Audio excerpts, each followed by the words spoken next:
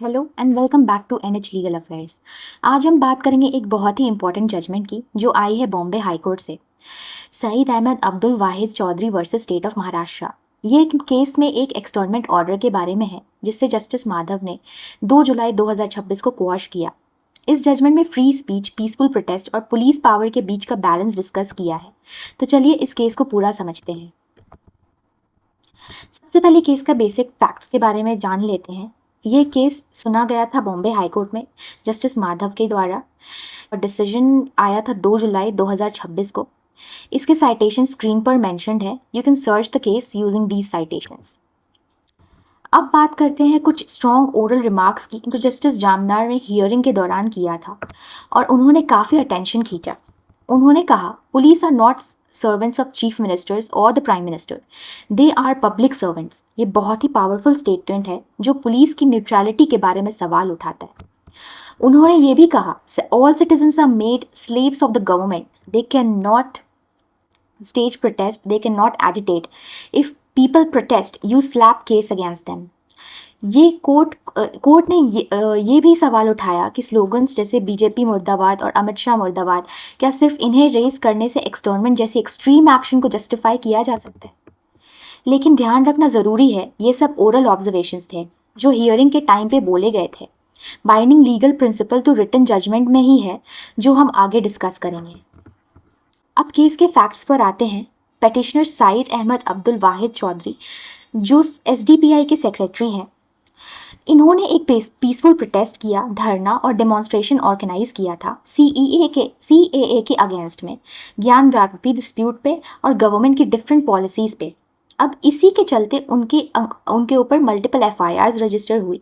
Allegations थी कि उन्होंने बिना परमिशन के प्रोटेस्ट किया, प्रोहिबिटरी ऑर्डर को वायलेट किया और सेक्शन 188 आईपीसी के अंडर ऑफेंसेस किए, मतलब पब्लिक सर्वेंट के ऑर्डर को डिसओबे किया।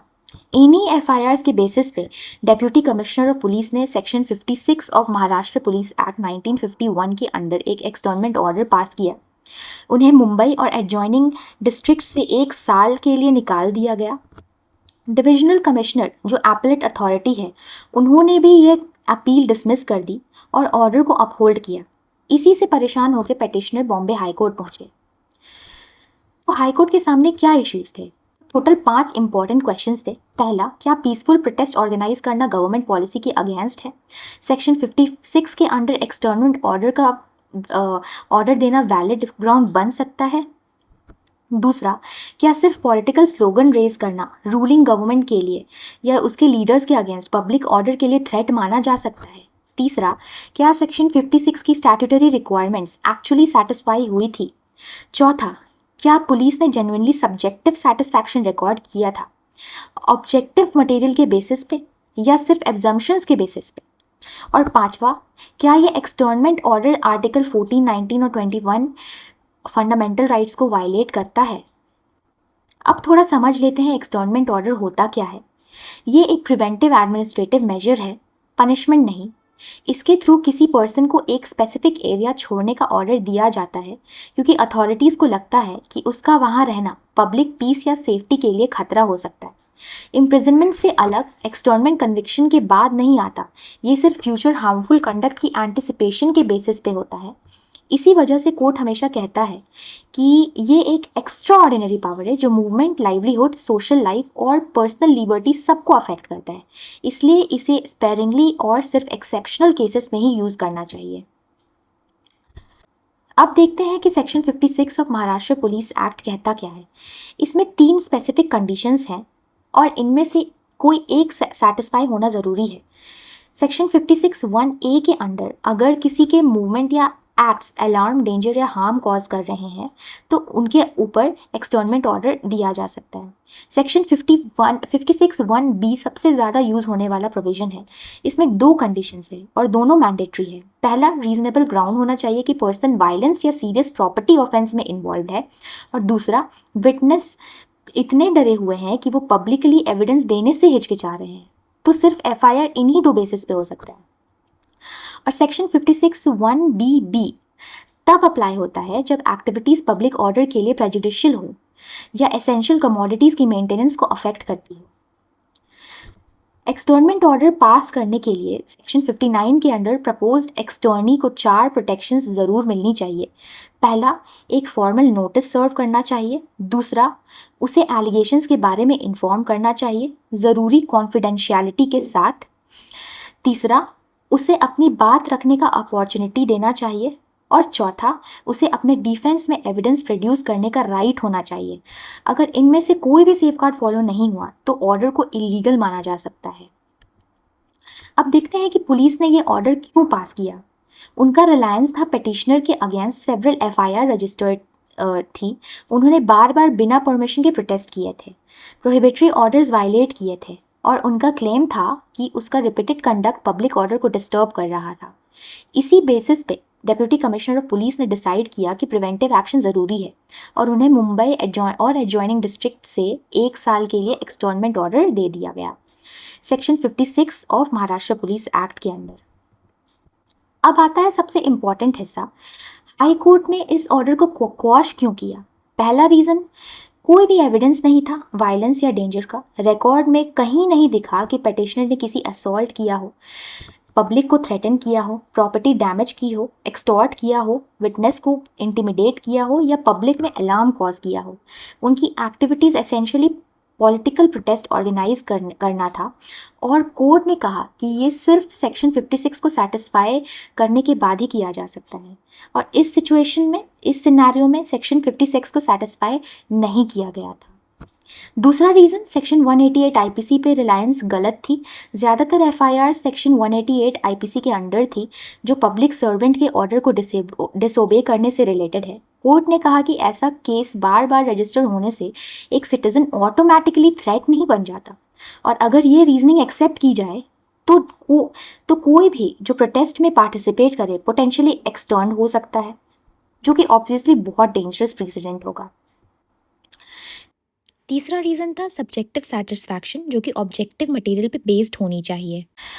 सेक्शन 56 अथॉरिटी को अपनी सब्जेक्टिव सेटिस्फैक्शन पे एक्ट करने देता है, लेकिन कोर्ट ने क्लैरिफाई किया कि इसका मतलब आर्बिट्रेरी सेटिस्फैक्शन नहीं होता, ये क्रेडिबल ऑब्जेक्टिव एविडेंस बेस्ड होना चाहिए।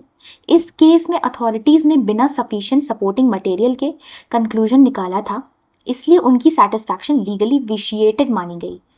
और चौथा और आखिरी reason, political dissent externment ground नहीं हो सकता। पीसफुल प्रोटेस्ट ऑर्गेनाइज करना और गवर्नमेंट पॉलिसी को क्रिटिसाइज करना डेमोक्रेटिक पॉलिटिकल पार्टिसिपेशन का हिस्सा है। कोर्ट ने क्लियरली कहा कि प्रिवेंटिव पुलिस पावर सिर्फ इसलिए यूज़ नहीं की जा सकती क्योंकि कोई पर्सन गवर्नमेंट के डिसीजन का अपोज कर रहा है या डेमोन्स्ट्रेशंस ऑर्गेनाइज कर रहा है।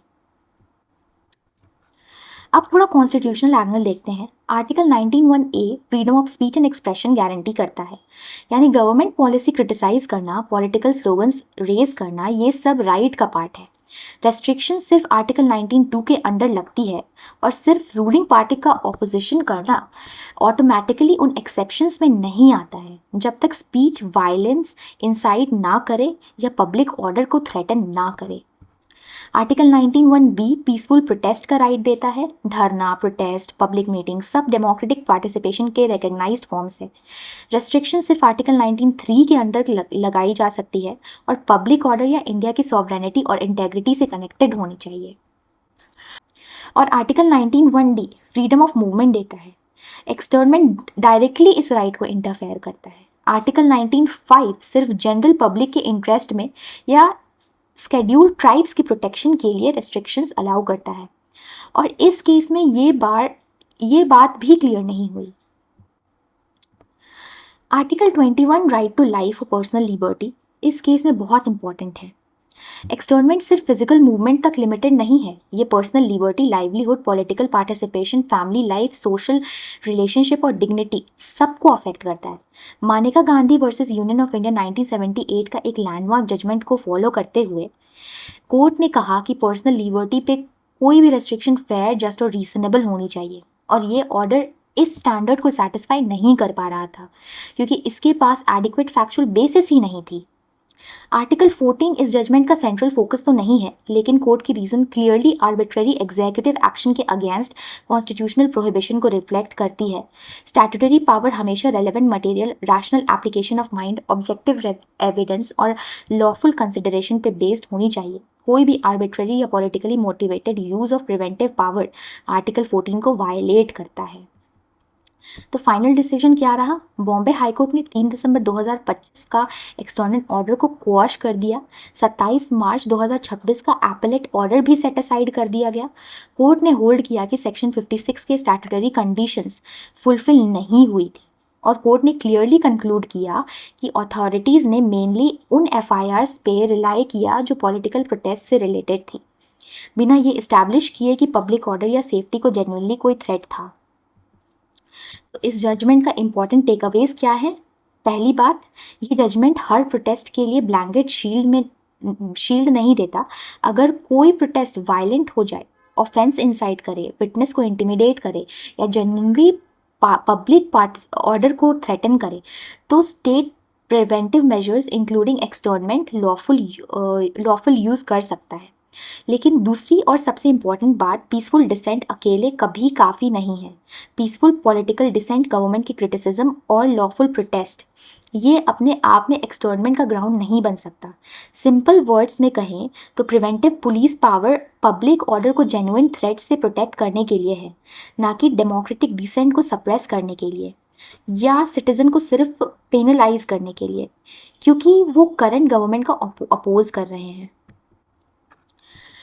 दोस्तों, ये थी आज की video, Saeed Ahmed Abdul Wahid Chaudhary versus state of Maharashtra. एक बहुत ही इंपॉर्टेंट रिमाइंडर कि हमारी कॉन्स्टिट्यूशन में डिसेंट और प्रोटेस्ट का अपना एक प्रोटेक्टेड स्पेस है।